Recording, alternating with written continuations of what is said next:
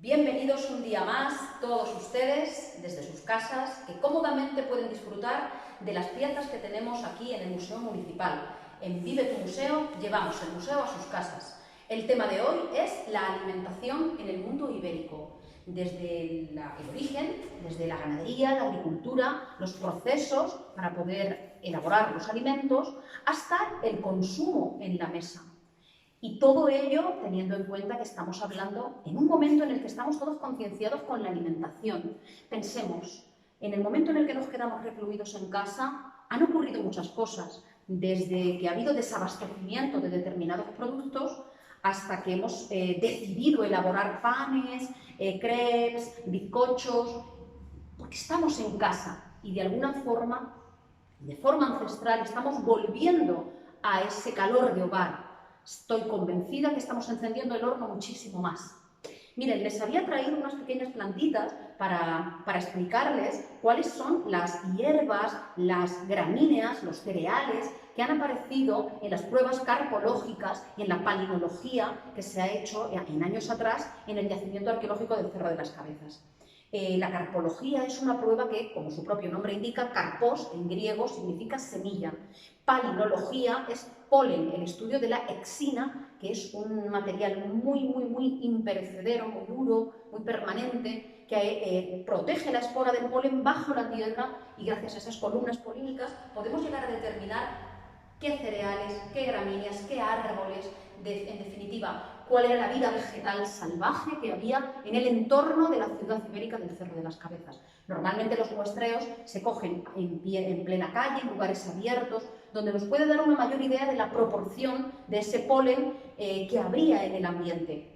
La carpología estudia, como antes he comentado, las semillas que aparecen en algunos casos enteras por un proceso, han llegado hasta nosotros por un proceso de carbonización, y en estos casos podemos observarlas, son macrorestos, es decir, los observamos con el ojo. Aquí, por ejemplo, en esta vitrina tengo unos restos de cebada y de beza que apareció en un granero, en el granero Q1, creo recordar, que se había incendiado, se había quemado. Entonces, toda esa cebada y esa beza que estaba contenida en el granero se quedó atrapada bajo los muros de esa infraestructura. Gracias a esto y a ese proceso de carbonización podemos estudiar esas semillas. Se hacen estudios que nos dan muchísimas pistas de cómo podría ser esa agricultura. Bien, pero también tenemos los ensayos faunísticos y también la antracología. La antracología nos ayuda a comprender cómo era la madera. Son los restos de maderas, los restos de pequeños carbones vegetales que han quedado en las hogueras o han restado en un gran incendio que haya sucedido, como es el caso de este granero Q1, en el que apareció grano, pero también apareció madera. Pues bien, en este caso, estos restos son poderosos para determinar cómo sería esa agricultura y cómo sería esa ganadería, porque también aparecen restos de huesos, de los huesos de los animales domésticos que poblarían el interior de la ciudad. En realidad, había muchos más animales fuera, animales salvajes, y otro tipo de animales que estabularían fuera de la ciudad.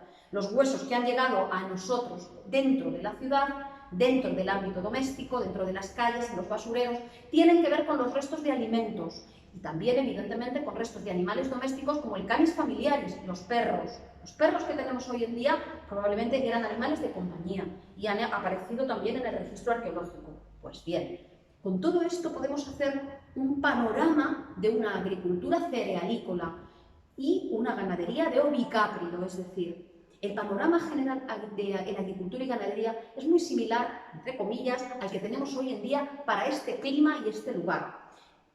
Por supuesto, hoy en día el campo está esquilmado por el monocultivo de la vid, el olivo y una agricultura no siempre respetuosa con el medio. Esa agricultura en mosaico ya se ha perdido, que hace 50 o 60 o 70 años sí existía. Las lindes y riberas, entre esos mosaicos de cultivo, favorecían las especies como las perdices, las codornices, que hoy en día están viendo cómo están bajando sus niveles poblacionales debido precisamente a ese tremendo monocultivo que estamos implantando. Es algo que nuestra sociedad debería plantearse. Es un mensaje que también nos llega del pasado. Esa variedad de cereales, animales que conjugaban, que confluían en un ecosistema antropizado por el hombre se beneficia del medio ambiente, pero en una comunión más respetuosa que la que tenemos hoy en día. Cereales. Esa es la base de la alimentación en el mundo ibérico. ¿Qué cereales tenían? Pues lo sabemos por los registros arqueológicos. Fundamentalmente tenemos el triquitum durum, tenemos la cebada, tenemos el mijo, tenemos la avena, que normalmente en estas zonas está en baja proporción porque necesita un clima un poquito más frío.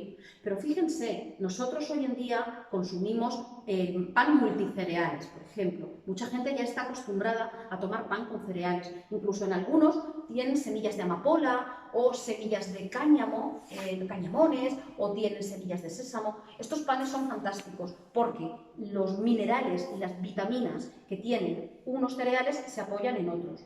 Además, esto sucede que el pan que nosotros consumimos hoy en día no se parece en absoluto al pan que consumirían en época ibérica. Fíjense, los cereales que nosotros comemos hoy en día no llevan un aporte nutritivo tan grande, porque el pan blanco que nosotros consumimos normalmente ya no lleva el germen de trigo. El triquitum durum, el trigo blanco, no tiene el germen, puesto que el germen normalmente se utiliza en la industria farmacéutica. Aparte que la gluma, las cascaritas, tampoco lo llevan. Por eso la gente que tiene problemas de tránsito intestinal prefieren consumir el pan íntegro, el pan integral o los panes multicereales. En el caso del mundo ibérico, sabemos que la molienda, y aquí tengo estos magníficos restos de molinos, dos tipologías, el molino barquiforme y el molino circular, lo tienen aquí.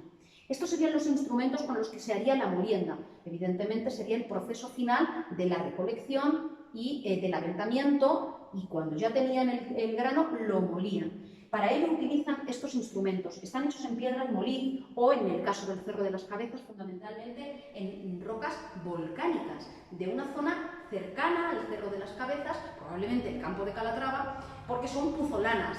Estas piedras provocan la fricción entre ellas, son muy abrasivas, exactamente igual que la piedra molí es la arenisca, pero en este caso aquí en el Cerro de las Cabezas las piezas de molino son en puzolanas. Dos tipos de molinos para hacer esa harina con la que hacer el pan. Por un lado, el molino barquiforme es un molino más antiguo, aunque pervive en cronologías posteriores, siglos VII, VI antes de nuestra era, pero se ha encontrado también en contextos posteriores. Es un poco esa pieza que siempre se utiliza a lo largo del tiempo.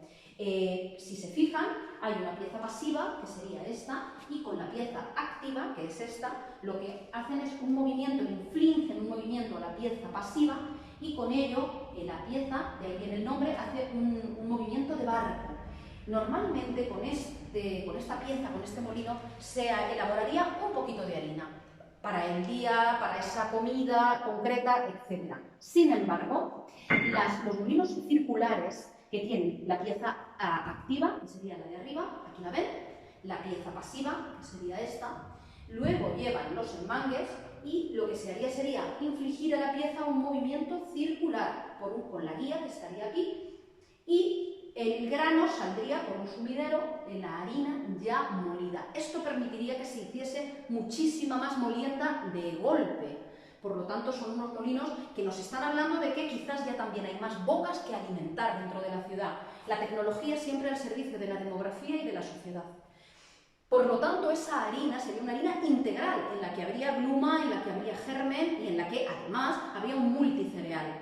Esto es importante, tengan en cuenta, no hay pesticidas y ni tampoco tenemos una selección de semillas. Por lo tanto, en las pruebas carpológicas lo que hemos constatado es que muchas veces cuando van a cosechar el trigo, también están cosechando malvas, amapolas, ruderales, es decir, hierbas, de estas hierbas que salen en primavera y que son tan alérgicas, por cierto, para todos nosotros. Estas malvitas, estos génaves, pues todas esas planticas salían dentro de la propia cosecha y muchas veces conformaban parte de la cohorte que acompañaba al cereal predominante. No solo había un cereal predominante, es decir, podían sembrar un trigo y a la vez sembrar también un mijo, que es un cereal que ha aparecido en los registros carpológicos en el Cerro de las Cabezas y que hoy en día encontramos en las herboristerías y en algún pan multicereales. Se nos han perdido muchos cereales fantásticos que ya no consumimos, y esto es importante recordarlo. Esa harina también llevaba en su composición muchas veces fragmentos de sílice, arena, es decir, de la propia fricción de la molienda pues esa harina llevaría en suspensión dentro de la misma fragmentitos de arena, de sílice, y esto se sabe porque han aparecido abrasiones dentarias en la dentadura de los íberos y de otros pueblos prehistóricos. Los dientes se abrasan porque comen el pan y se liman porque van comiendo la harina, pero también esos restos de sílice que aparecen. Pues bien, ese pan sería un pan ácimo, es decir, algo parecido a lo que nosotros hacemos con la pizza. Pues sería un pan fino y no llevaría levadura, como los crepes, como las pizzas. Los cereales son la base de la alimentación fundamental. Las grasas que utilizarían serían, por un lado, las grasas animales provenientes del ganado ovino, bovino y caprino, y también los suidos, el cerdo, que tiene una presencia importante, aunque la mayor ganadería, la extensiva, es la de ovicáprido, con un menor porcentaje de suido, de cerdo, y con un menor porcentaje de bóvido. Y el equus, es decir, el caballo, no sería un alimento, no se ha constatado que sea una presencia rotunda, sino que sería evidentemente un animal como, en primer lugar, para transporte, para trabajo, pero también para prestigio social, y en el caso de los íberos es importante destacarlo. Esa grasa podría ser, por un lado, como digo, animal, para rellenar las teas, la grasa para las teas, para dar luz, para diferentes ungüentos médicos, para incluso engrasar determinadas argollas, poleas, etc. Pero también para comer, la manteca de cerdo, por ejemplo. Y la grasa vegetal, que sería el aceite de oliva como fundamental grasa en esta época. Pero tengo que decirles algo. Miren, el acebuche a partir del siglo VI antes de nuestra era comienza a cultivarse en la península ibérica, se domestica. Son los griegos los que nos enseñan a hacer esto y el aceite viene del Mediterráneo.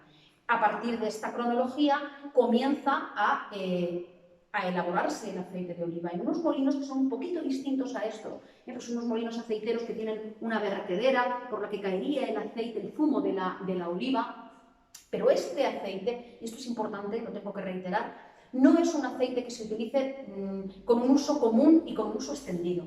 El aceite de oliva tiene un uso muy concreto, que sería, por un lado, la medicina, la iluminación, pero no tanto como la grasa animal, que es mucho más común y es más fácil de conseguir. Y, para que se hagan la idea, permítanme, no se echarían las tostadas por las mañanas. El aceite de oliva no es un aceite de consumo humano tan extendido como hoy en día. Es una joya, evidentemente, es una joya que nunca debemos olvidar. Y con respecto a los vegetales, con respecto a las frutas, tengo que decir algo. Está el prunus, hemos encontrado registros en el ámbito ibérico de prunus, habría albaricoques, manzanos, habría perales, pero hay un montón de frutas que no conocerían, porque han venido bien de América o bien de otras zonas, de otros continentes, y se han ido de alguna forma incorporando a la dieta alimenticia. Pero bien es verdad que hoy en día, en enero o en febrero, nos da igual, nos comemos un mango que viene de Costa Rica, con la huella ecológica que esto implica. Y está bien si lo hacemos de una forma puntual, pero tengan en cuenta que la alimentación más sostenible, más ecológica y más racional es aquella que tenemos cerca. Los productos que en el momento nos da la tierra son los que tienen los mayores nutrientes que puede aportar esa tierra a nuestro organismo. Esto nuestros abuelos y abuelas ya lo hacían. Ahora mismo estamos en primavera. Por desgracia, no podemos salir al campo. Dentro de poquito lo haremos. Y piensen en la cantidad de espárragos que están surgiendo por las cunetas y por los encinares. Esos espárragos ricos en ácido úrico, ricos en minerales, en vitamina C, son fantásticos para la dieta de la primavera, para lo que nuestro organismo necesita, para prepararse para la estación estival.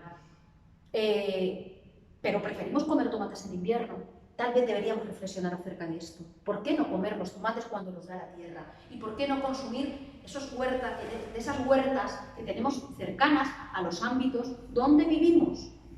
No es tan difícil y quizá este también sea el mensaje que nos legan las generaciones precedentes, los íberos, nuestros ancestros.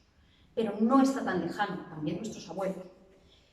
Piensen que la alimentación evidentemente es cultural.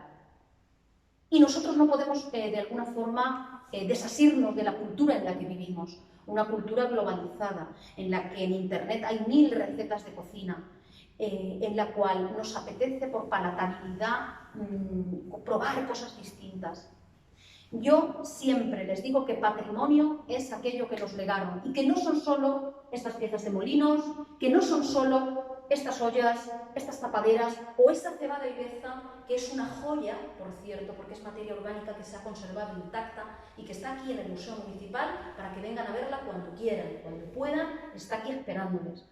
Esto no solo es el patrimonio también es esas gachas de harina, de maíz, de harina de almorta, de harina de trigo, con leche, nuestras gachas, las que todos conocemos de la harina de almortas, de guijas, otro tipo de gachas, porque las gachas han sido un alimento que ha cubierto muchas bocas y que ha dado fuerza a muchos brazos en la historia de la humanidad.